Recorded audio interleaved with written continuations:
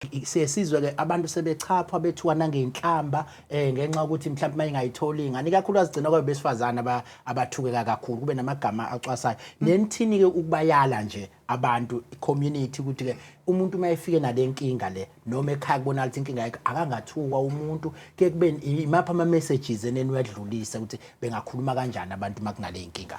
Ibhlungu kakhulu lomba kakhulu sibona I couples ezihlukumezeka kakhulu ingakumbi abantu besifazane siye sithi xa sibacebisa siqale kakhulu kubantu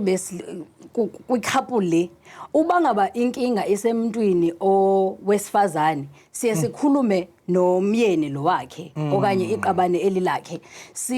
cele into bana makakwazi into bana abe novelwano ngakuye ngoba lenkinga lena ayonkinga umuntu akwazi ukuzikhethela ukuthi mandibe nenkinga esibelethweni sami ezondivimbela ukuthi ndikhulelwe kanjalo nakumuntu wesilisa ayonkinga azicelelayo ukuthi makaba nenkinga yokungavelisi isidoda ngoku siye sithi xa sibacebisa sizame ukubana bamanyane bona qala as couple emveni koko ke ngoku sicebisa into bana xa ngaba befacene nabantu ngaphandle xa kweyilento kubana bengakwazi kuvelisa abantwana bakwazi into bana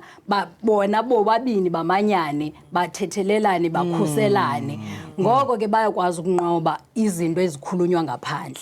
ngoba ke egcineni awukwazi umuntu ucontrol ukuthi abantu mabakhulumani nentoni ngawe kanjani kodwa nguwe ongakwazi bana ubone ba mawuphendule kanjani kulezi zinto ezikhulunywa ngabantu.